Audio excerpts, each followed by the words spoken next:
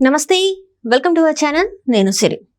TDP ఆఫీస్కి అయితే భారీ బందోబస్తును ఏర్పాటు చేస్తున్నట్టు మనకు వార్తలు వస్తున్నాయి. అంటే మరి టీడీపీ ఆఫీస్కి భారీ బందోబస్తు ఏర్పాటు చేస్తున్నారంటే ఇంకా ముఖ్యమంత్రి అయ్యేది చంద్రబాబు నాయుడు గారైనా. సో ఈ అంశాన్ని మరి మనకి వివరించడానికి మనతో పాటు ఉన్నారు ప్రముఖ సీనియర్ జర్నలిస్ట్ డివిఎస్ గారు. నమస్కారం సార్. సార్, ఇప్పుడు చూస్తున్నట్టయితే చంద్రబాబు నాయుడు అంటే టీడీపీ ఆఫీస్కి భారీ బందోబస్తు ఏర్పాటు చేస్తున్నట్టు మనకు వార్తలు వస్తున్నాయి.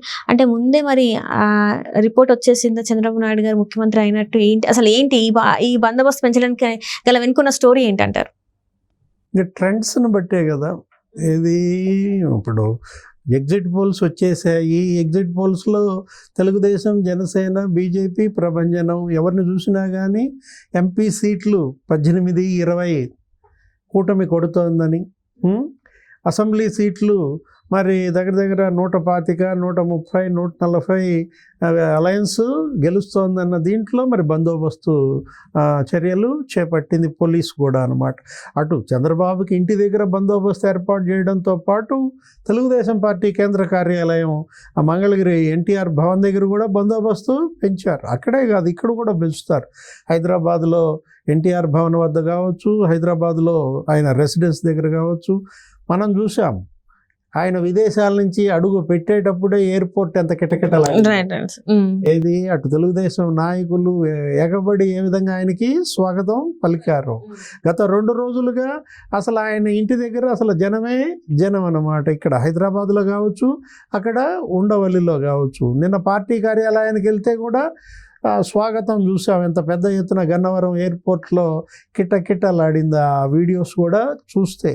అంటే చంద్రబాబు ముఖ్యమంత్రి అయిపోతున్నాడు, ఇంకా తెలుగుదేశం గెలిచింది అని ఎలక్షన్ నాడే ప్రూవ్ అయిన పరిస్థితుల్లో ఎగ్జిట్ పోల్స్ దాన్ని మరోసారి నిర్ధారించాయి. రేపు జూన్ 4న జరిగేది ఏంటి? అది కేవలం ఇక నామకే వాస్తే లెక్కింపులు అంటారు. అఫీషియల్గా ప్రకటన, అధికారిక ప్రకటన రావడమే తరువాయి అన్నట్టుగా ఇవాళ ప్రజల్లో మూడ్ ఉంది. మూడ్ ఆఫ్ ద పీపుల్ అలా ఉంది. మూడ్ ఆఫ్ ద మ్యాండేట్ కూడా అదే అన్నమాట. ప్రజా తీర్పును బట్టే పోలీస్ కానీ, ప్రజా తీర్పును బట్టే పాలన. ఇప్పుడు మనం చూసాం తెలంగాణలో రిజల్ట్స్ రాకముందే ఇక్కడ డీజీపీ రేవంత్ రెడ్డి గారిని వెళ్ళి కలిశారు.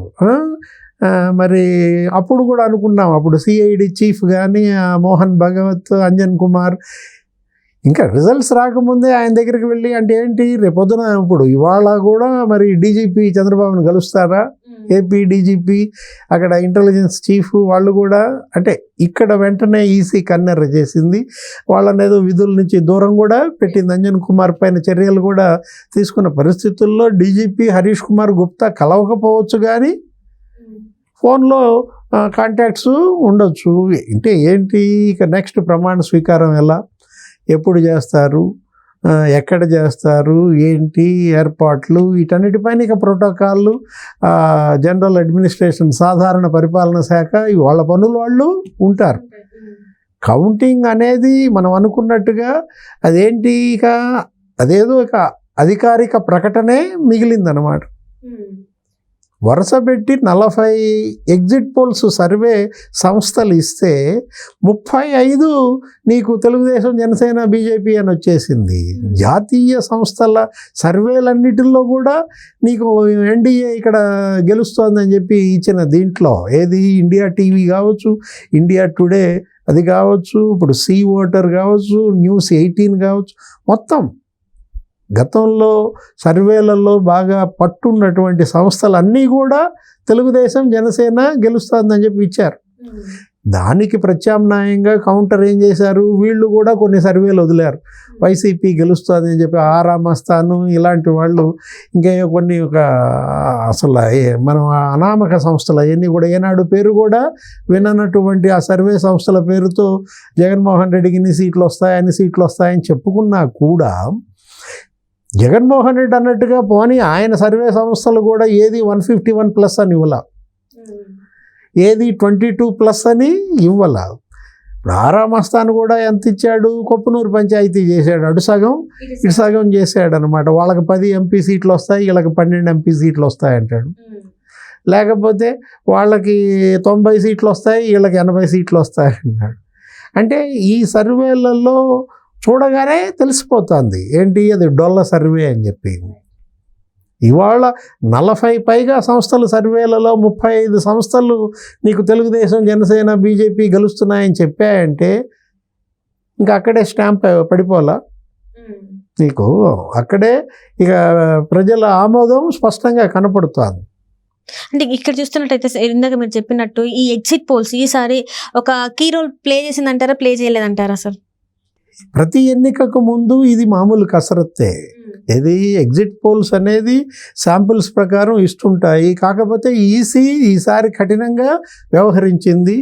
7th ఫేజ్ ఆ ఎలక్షన్ కంప్లీట్ అయ్యేలోపు ఒక ఎగ్జిట్ పోల్ కూడా ఇవ్వటానికి లేదని ఆదేశాలు ఇచ్చిన దీంట్లో వాళ్ళు కూడా సంయమనం పాటించారు. ఇవాళ ఆల్రెడీ సిక్కిం, అరుణాచల్ ప్రదేశ్ ఓటింగ్ జరిగిపోయింది.